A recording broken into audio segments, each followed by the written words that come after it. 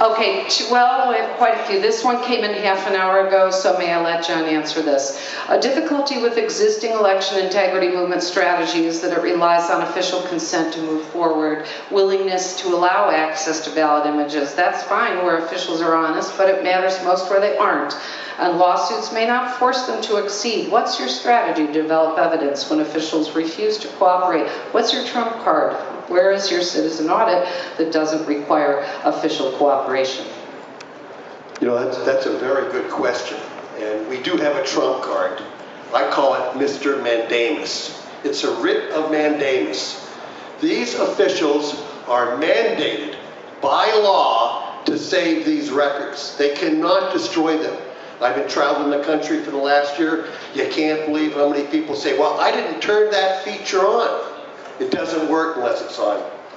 What we do is that we go in and we investigate, then we educate them, and then we say, you're mandated to do this. And if you don't do it, I will file an emergent writ of mandamus. And that will get us into court very quickly. And then we go into court and we basically say, Your Honor, could you please order these people to follow the law? Because here is the law. And the sad thing, they're doing it all over the place. We might be suing Virginia next. We're talking about going after Massachusetts. I'll be in Florida next in about 10 days for 10 days with my lawyer. And we are doing everything we can. But we do need people to understand that we do need elections that are transparent, trackable, and publicly verified. I want you to know the system with these ballot images has been around for 8 years, and they're keeping it well hidden because they call them a can of rocks. And the can of rocks is that you can download these things by precinct. You should be able to go ahead and do an audit. When we talk about the clickers, there's teams of 2 people. Let's say me and Mimi are one team, and we're counting, and Emily and Bob are counting for somebody else.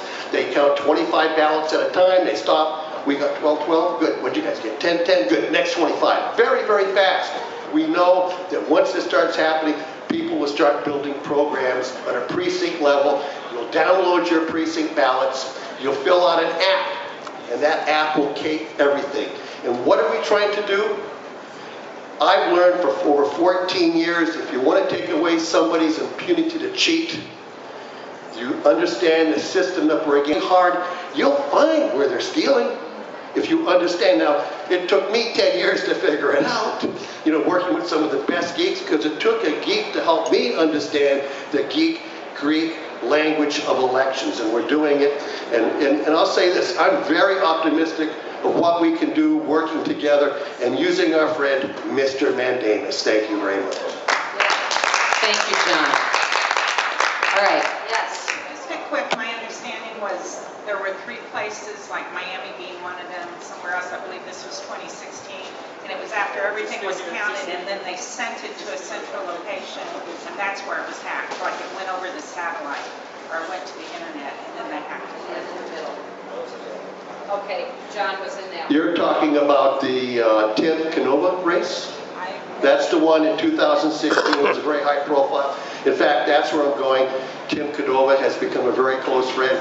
Soon after his election, usually, you know, it filters out that if you want to figure out what happened in your election, call Brakey. And I'm Brakey. And we're looking to put the brakes on election fraud, okay? That's the big pun. And by making it, like I said, transparent. That was a very bizarre election. They destroyed the images at first and said they didn't exist. And then when he went ahead, put the case together with Lulu Freisdad, because I was very busy, I got Lulu to jump in, she took the case over, and incredible that he lost by 13% supposedly. He was running against Debbie Walson Schultz. I never even knew who she is. She's the one who rigged the whole DNC against Bernie, okay? And so he took her, the clerk to court, won the court case, $200,000. Guess what? Nothing happens again. Over and over this is happening.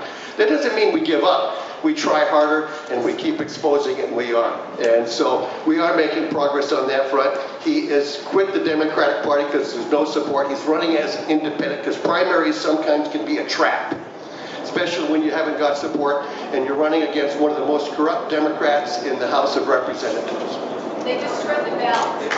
They finally were going to get access to the paper ballots in that election, only to find out that the registrar of the county had destroyed the paper ballots illegally with impunity. Nothing happened. The question is, could blockchain be used to create a vote counting system gold standard, even more trustworthy than hand-counted paper ballots or any other system? The answer is hell no.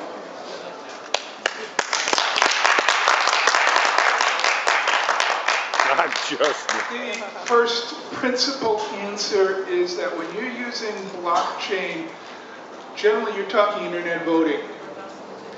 And by definition, when you go to internet, or people are pushing smartphone voting now, which is also on the internet, you're using paperless system, no paper ballots. There's no backup when something goes wrong. They've had burps, shall we say, with, I don't know, $500 million being stolen from Bitcoin. And trying to figure out what happened when you have all this information scattered around the internet is a nightmare. So no, that's the first thing. You cannot recover when you have a problem because you have no paper ballots. Secondly, and this is going off into internet voting and smartphone voting, but that's what they're talking about. If you're voting on your smartphone or maybe your IP address, they know who you are. They've got your phone number. They know how you're going to vote. They can plant a fake voting app on your computer or on your smartphone, and you will never know the difference. Wow. Or you try to transmit it. Again, with smartphone voting, you're going to trust AT&T and Verizon to deliver that ballot properly? Hell no. Good luck with that. So the answer is hell no. Now, Dr. David Jefferson, if you Google David Jefferson, blockchain voting, he just wrote an article in the past 2 weeks. It should be up on the verifiedvoting.org website about why blockchain, or what people think of as Bitcoin, is not viable. He goes into detail. This is a world-class expert, and he explains there's a half a dozen places where this doesn't work. I just explained 2. So there's 4 others. I'm not going to go into it because we don't have the time. Thank you. The answer is hell no. All right, now, panelists, I think we're done. We have to move out of here. They have to get ready for the Martin Luther King event. Would anybody like to say any last word, or should we let our people go? Jim. I'll just repeat what I finished with. Decisions are made by people who show up and be a poll worker. Thank you. I think the good news is if we have a fair vote count, we'll get rid of these creeps. So let's get a fair vote count. Tell everybody you know to vote and outvote the rigging.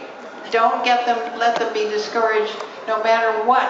You know, bad candidate, all that nonsense. Vote, vote, vote. Outvote the rigging. Nobody should stay home.